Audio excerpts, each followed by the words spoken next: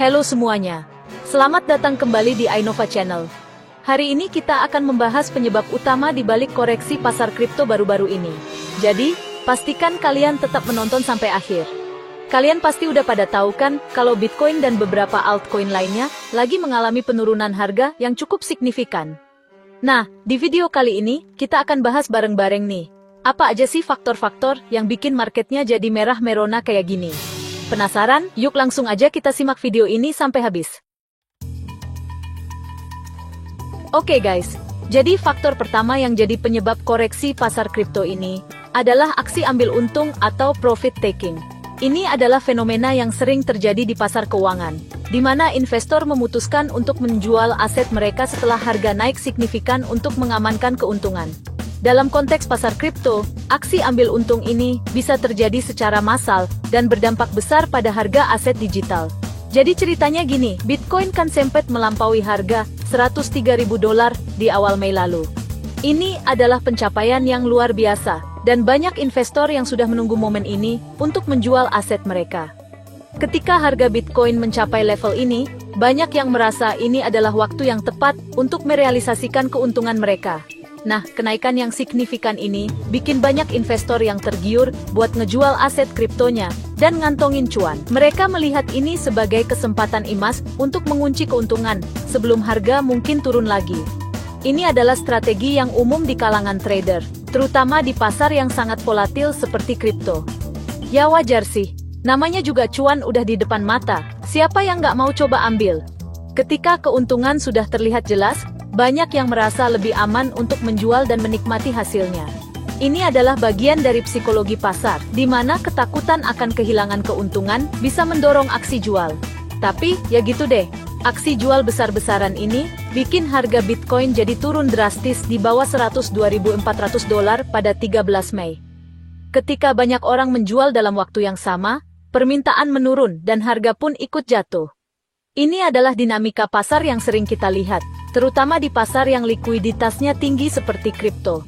Nggak cuma Bitcoin, altcoin kayak Dogecoin dan Cardano juga ikutan kena imbasnya guys. Ketika Bitcoin turun, biasanya altcoin juga ikut terpengaruh, karena banyak investor yang memandang pasar kripto sebagai satu kesatuan. Jadi, aksi jual di Bitcoin bisa memicu aksi jual di altcoin juga. Bayangin aja, harganya turun sampai 7%. Bener-bener bikin ketar-ketir ya. Penurunan harga yang signifikan ini bisa membuat banyak investor khawatir dan panik, yang pada gilirannya bisa memicu lebih banyak aksi jual.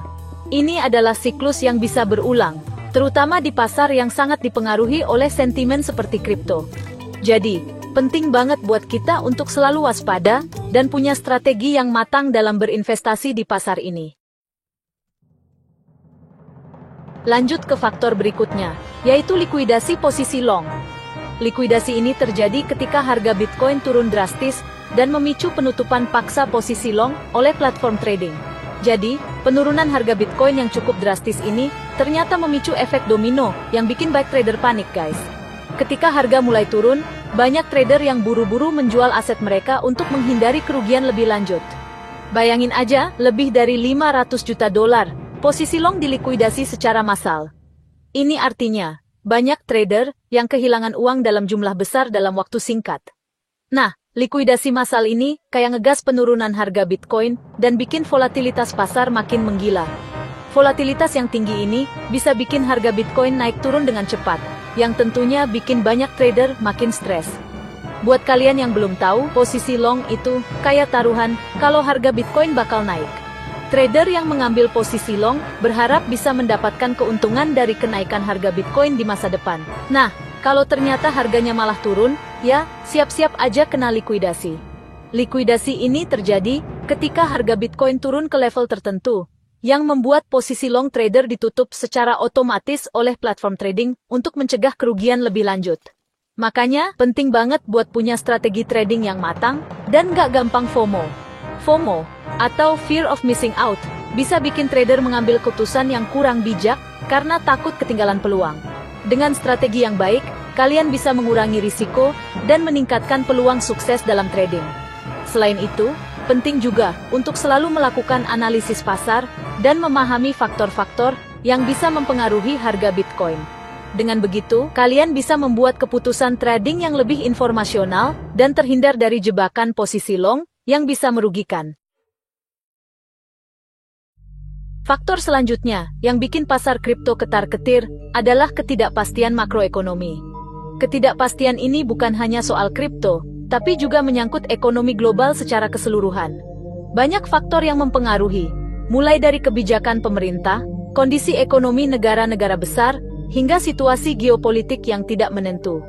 Semua ini membuat para investor merasa was-was dan cenderung berhati-hati dalam mengambil keputusan investasi. Salah satu data yang paling ditunggu-tunggu adalah data inflasi AS. Jadi ceritanya, para investor lagi pada was-was nih, nungguin rilis data inflasi AS. Data ini sangat penting karena bisa memberikan gambaran tentang kondisi ekonomi Amerika Serikat, yang merupakan salah satu ekonomi terbesar di dunia.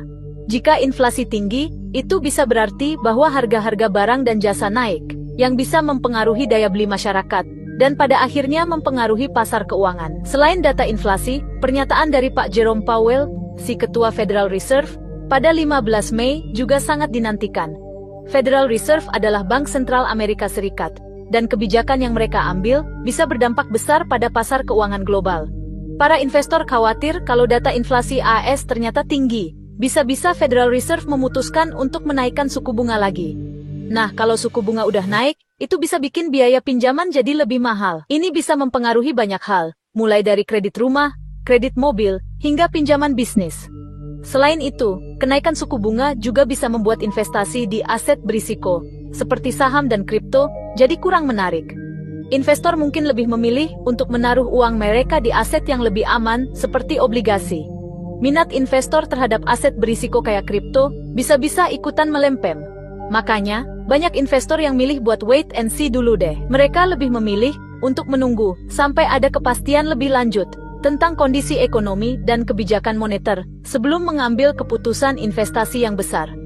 Daripada harus ngambil risiko gede, mereka lebih baik menahan diri dulu. Ini adalah strategi yang sering digunakan oleh investor yang berhati-hati, terutama di tengah ketidakpastian seperti sekarang ini. Dengan begitu, mereka bisa mengurangi potensi kerugian dan menunggu waktu yang lebih tepat untuk masuk ke pasar. Nggak cuma itu, guys, aliran dana ke ETF Bitcoin dan kripto lainnya juga nunjukin penurunan loh. Ini ngebuktiin kalau para investor lagi pada hati-hati banget nih dalam mengambil keputusan investasi.